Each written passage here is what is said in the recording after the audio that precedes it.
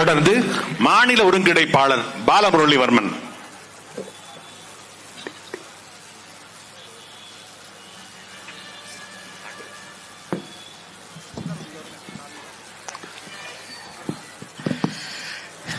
எதுவரை எம் மூச்சு இயங்குகிறதோ, எதுவரை எம் உடல் இம்மண் தோயுமோ, அதுவரை மொழி இனப்பற்று அடங்காது.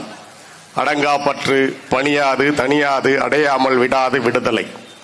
அண்ணன் உள்ளிட்ட தாய் தமிழ் உறவுகள் அனைவருக்கும் வணக்கம்.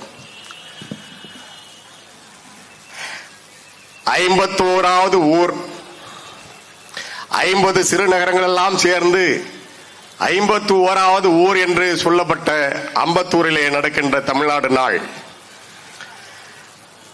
51 ஊர் அம்பத்தூர் ஆனதா என்றால் அது வரலாறா என்றால் தெரியவில்லை. அப்படி ஆனதாக சொல்லப்படுகிறது. ஏனென்றால் எப்போதுமே வரலாறுகளை கதைகளாகவும் கதைகளை வரலாறுகளாகவும் இங்கே மாற்றி வைத்திருக்கிறார்கள். 108 அம்மன் திருத்தலங்களிலே 51வது திருத்தலம் இங்கே அமைந்திருப்பதால் அம்பத்தூர் ஆனதாக கூட சொல்லப்படுகிறது. அண்ணன் அன்பு தன்னரசன் அவர்கள் அதை திராவிட கடப்பாறை கொண்டு எப்போதும் போல எதிர்த்தாலும் எதிர்க்கலாம். இப்ப சொன்னார் அண்ணன், நீங்க எல்லாம் ஏமாத்துறீங்க, நான் பார்த்துக்கிட்டே இருக்கேன். அந்த திராவிட கடப்பாறையை நீண்ட காலமாக தோல்ல தூக்கி கொண்டு திரிந்த அன்பு தன்னரசன் அவர்கள் சொல்கிறாரே என்று அவரே உடனடியாக ஒப்புதல் வாக்கம்ல கொடுத்து விட்டார். நன்றி அண்ணா. இந்த தமிழ்நாடு நாள் நாம் தமிழர் கட்சி வருகைக்கு பிறகு சட்டமாக்கப்பட்டு விட்டது. அது முதலமைச்சர் ஸ்டாலின் அவர்களால் மாற்றிவிட முடியாது. ஏனென்றால் நாம் நன்றி உடையவர்கள். தெற்கெல்லை போராட்டத்திலும் வடக்கெல்லை போராட்டத்திலும் தங்கள் இன்னுயிரை ஈந்து தங்கள் வாழ்க்கையை இந்த இனத்திற்காகவும் தமிழ் மாநிலத்திற்காகவும் ஒப்படைத்த அந்த வீர மரபர்களை நாம் என்றைக்கும் மறவோம். நாம் நன்றி உடையவர்கள், அவர்கள் நன்றிக்குரியவர்கள். நீண்ட காலமாக தமிழ்நாடு நாள் தமிழக பெருவிழா என்றெல்லாம் நாம் கொண்டாடி கொண்டிருக்கிறோம், எப்போதும் கொண்டாடுவோம்.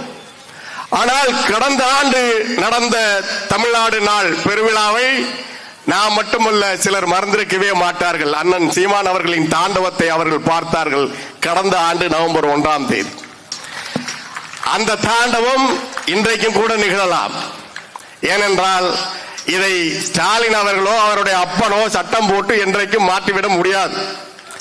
மரியாதைக்குரிய முதலமைச்சர் அவர்களே, மார்ச் 1ஆம் தேதியை தானே நீங்கள் பிறந்த நாளாக கொண்டாடுகிறீர்கள். அது உங்கள் பிறந்த நாளா அல்லது உங்களுக்கு பெயர் வைக்கப்பட்ட நாளா? அவர் பெயர் வைக்கப்பட்ட நாளா என்று அவரால் சொல்ல முடியாது. ஏனென்றால் அதிலும் பல குழப்பங்கள் பல கதைகள் இருக்கிறது.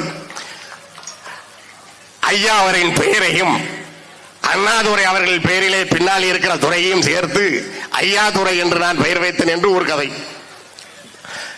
அப்படி என்றால் அது ராமதுரை என்றோ அல்ல ராமண்ணா என்றோ தான் வைத்திருக்க வேண்டும், அது வேறு.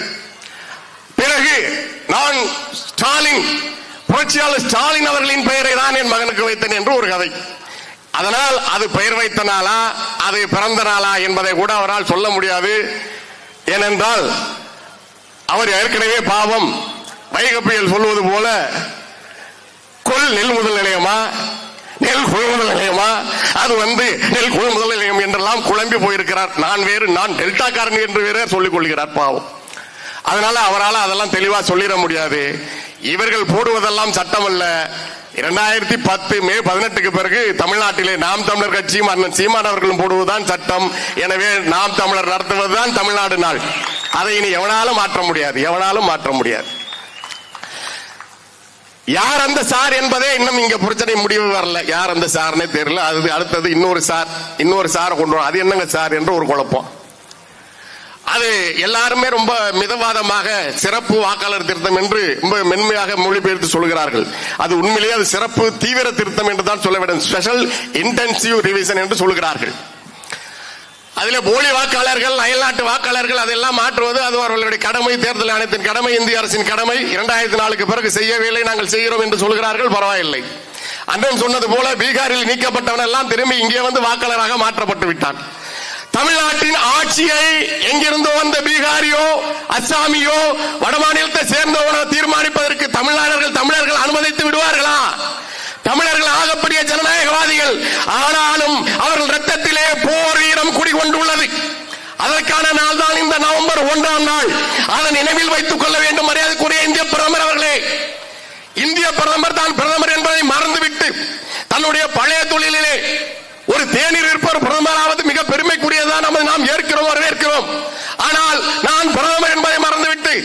ஒரு தரகன் என்பது நிலையிலேயே நான் ஒரு தேநீர் கடைக்காரன் என்பது போலவே தேநீர் கடை வாசலிலே பேசுகின்ற அந்த அரசியலை நாளிதழிலே படித்துவிட்டு பிதற்றி திரிகின்ற அந்த அரசியலை நீங்கள் பீகாரிலே தேர்தல் அரசியலுக்காக பேசுகிறீர்கள் நரேந்திர மோடி அவர்களே. அதை நாங்கள் தமிழர்கள் ஒருபோதும் மறக்க மாட்டோம், மன்னிக்க மாட்டோம். இங்கே வரும்போது ஹமாரே பியாரே மித்ரோ வணக்கம் என்றெல்லாம் தமிழ் தான் சிறந்தது என்று பேசுகிற நீங்கள் பீகாரிலே போனால் தமிழர்கள் அங்கே பீகாரிகளை துன்புறுத்துகிறார்கள் என்று ஒரு அயோக்கியத்தனமான அரசியலை செய்கிறீர்கள். அதற்காக தான் இந்த சாரா ஸ்பெஷல் இன்டென்சிவ் ரிவிஷனா? அசாமுக்கு போனால் அங்கே எப்படி ஒரு தமிழன் அசாமை ஆளலாம் என்று நீங்கள் கேட்கிறீர்கள். உங்கள் அமித்ஷா கேட்டார். பூரி ஜெகநாதர் கோயிலின் சாவியை எடுத்துக்கொண்டு சென்று விட்டார்கள் தமிழர்கள் என்று பழி சுமத்தினீர்கள். இங்கே எங்களை விட தமிழர்களை விட வந்து வாழ்கின்ற வட இந்தியர்களும் மந்தியாரிகளும் தான் இங்கே நன்றாக வாழ்ந்து கொண்டிருக்கிறார்கள். அண்ணன் மந்தியாரி என்ற சொல்லை சொல்லக்கூடாது என்று எங்களுக்கு சொல்லியிருக்கிறார். ஆனாலும் மந்தியாரி என்று தவறான வார்த்தை எல்லாம் வந்து வாழ்பவர்கள் எல்லாம் வந்து ஏறியவர்கள் தானே. அப்படித்தானே இங்கே தமிழ்நாட்டிலே திருத்தணியிலே நான் சொல்லவில்லை, தளபதி கே விநாயகம் அவர்கள் சொல்லுகிறார்கள், நான் தமிழன், நான் இனத்தாலும் மொழியாலும் தமிழன், ஆனால் நான் தெலுங்கனாக ஆக்கப்பட்டேன் என்று தளபதி கே விநாயகம் சட்டமன்றத்திலே முழங்கி இருக்கிறார்கள். ஏன் 1908 முதலே திருத்தணி உள்ளிட்ட அந்த பகுதிகளிலே தமிழ் மொழிதான் கட்டாயம். தமிழ் மொழியே இல்லை, தெலுங்கு மொழிதான் கட்டாயம். பள்ளிகளிலே தமிழ் இல்லை, நீதிமன்றங்களிலே தமிழ் இல்லை, சார் பதிவாளர் அலுவலகங்களிலே தமிழ் இல்லை, ஆவணத்திலே தமிழ் இல்லை, எல்லாமே தெலுங்குதான். எனவேதான் அங்கே தமிழ் பேசிய தமிழர்கள் எல்லாம் தெலுங்கர்களாக, தெலுங்கு மொழி பேசியதால் தெலுங்கர்களாக கணக்கெடுக்கப்பட்டார்கள். வடக்கெல்லை போராட்டத்திற்காக போராடிய தளபதி கே விநாயகம் அவர்களையும் ரெட்டியார் என்று அவர்கள் அழைத்தார்கள். அங்கே குடியேறிய, அங்கே வாழ்ந்து கொண்டிருந்த பூர்வீக தமிழர்களாகிய வன்னியர்கள் பலரும் ரெட்டியார் பட்டத்தை அப்படித்தான் சுமந்தார்கள். இதேதான் கேரளாவிலும் நடந்தது. பசல் அலி கமிஷன் என்ன செய்தது?